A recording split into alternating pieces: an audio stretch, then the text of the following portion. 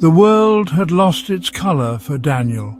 It happened the day he lost Emily, his little girl, his sunshine, a car accident, a blink, then emptiness. Every morning Daniel walked to the park. He didn't want to, but his feet knew the way. They carried him there. He would sit on the same wooden bench. It faced the playground. Emily had loved the swings. He could almost hear her laughter, faint, like a distant echo. But it was only the wind, or his broken heart playing tricks. The bench was hard, unforgiving, just like life had become. He watched other children play. Their shouts were like tiny needles, each one a reminder of what was gone, what would never be again. He didn't cry anymore, not out here. The tears stayed inside, a heavy stone in his chest. He would just sit for hours. Sometimes the sun shone, sometimes clouds gathered. It didn't matter to Daniel. The weather inside him was always stormy, always grey. He felt a profound, unyielding ache, a constant companion. People walked by. Some offered sympathetic glances, others hurried past, afraid to look, afraid of his grief. He didn't blame them. Who would want to share this endless tunnel of sorrow? He often clutched a small, worn teddy bear, Emily's favourite. Its fur was matted with old tears, his own. It was the only thing that felt real, a tangible piece of her. He remembered buying it for her 3rd birthday. Her eyes had lit up, a light now extinguished, too soon. His days became a blur of these bench vigils. The park was a sanctuary of pain, a place where memories danced like ghosts. He traced the carvings in the wooden slats, initials of lovers, declarations of joy. They felt like taunts. He wondered if he would ever feel joy again, or even peace. It seemed impossible. The weight of her absence was crushing. It pressed down on him, relentless, suffocating. He just existed, waiting for something, anything, or perhaps nothing at all. One morning, the sky wept with him. Rain fell in sheets, cold, persistent. Daniel still went to the park. He wore a thin jacket. It was soaked in minutes. He didn't care. The physical discomfort was a distraction, a dull counterpoint to the storm raging within his soul. He sat on the familiar bench. Water dripped from the brim of his old baseball cap. The playground was deserted. Only the creak of a wet swing chain broke the silence. Or so he thought. He felt utterly alone in his misery. Suddenly a small voice spoke. "It's very wet today, isn't it?" Daniel startled. He hadn't heard anyone approach. He looked down. Beside him stood a little girl, no older than 7. She had bright, curious eyes, and a smile that seemed out of place in the gloom. She wasn't holding an umbrella, yet her simple yellow dress seemed almost dry.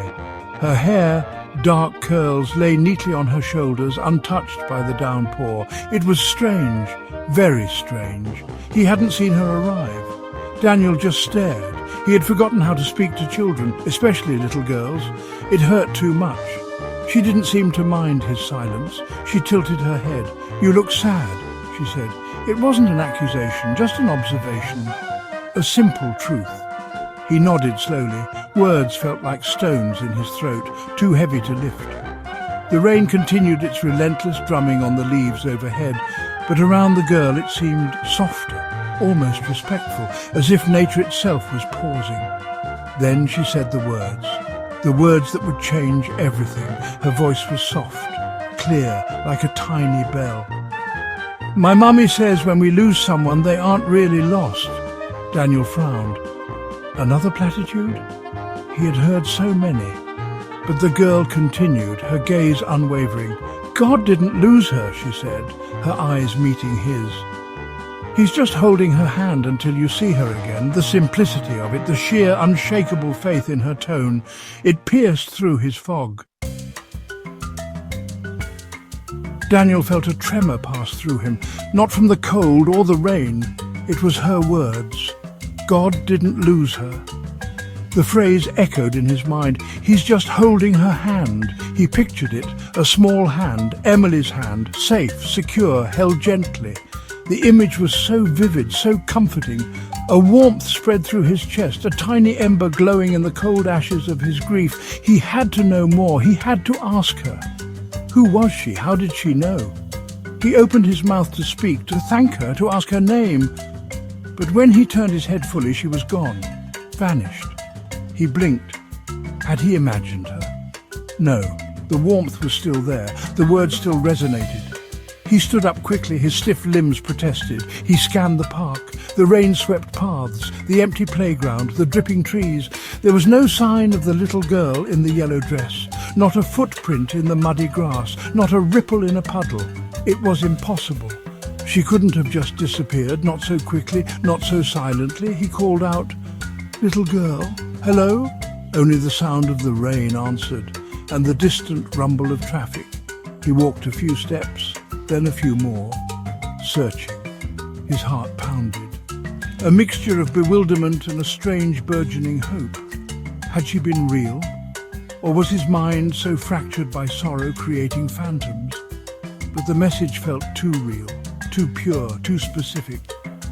He sat back down on the bench, slowly. The rain still fell. But somehow it felt different, cleansing, the mystery of her appearance, the suddenness of her departure. It was like a dream, a fleeting, beautiful dream. Or perhaps something more. An angel, maybe? A messenger sent just for him. He didn't know what to believe, but the feeling she left behind was undeniable. A tiny seed of peace planted in the barren soil of his despair. He touched the spot beside him where she had stood. The little girl's words played over and over in Daniel's mind. He's just holding her hand until you see her again. It wasn't about loss anymore, it was about waiting, about a future reunion. The thought didn't erase the pain. Nothing could do that. But it changed its shape.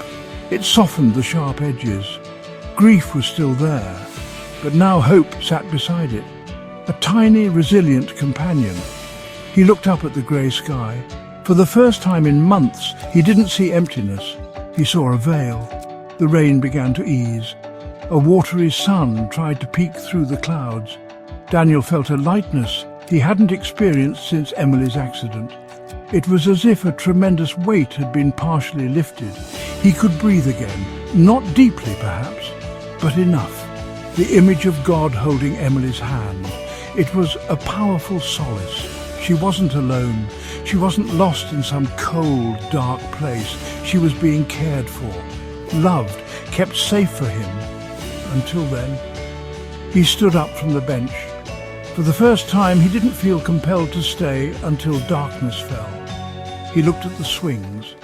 He still missed Emily, terribly. But the raw agony was tempered, replaced by a quiet sense of assurance. He knew, with a certainty that settled deep in his bones, that the little girl had spoken the truth. He didn't understand how or why, but he believed. The mystery of her was part of the miracle. Leaving the park, Daniel felt the sun on his face. It was weak, but it was there. He carried the little girl's message in his heart, a precious gift. He knew the road ahead would still be hard, there would be days of sorrow.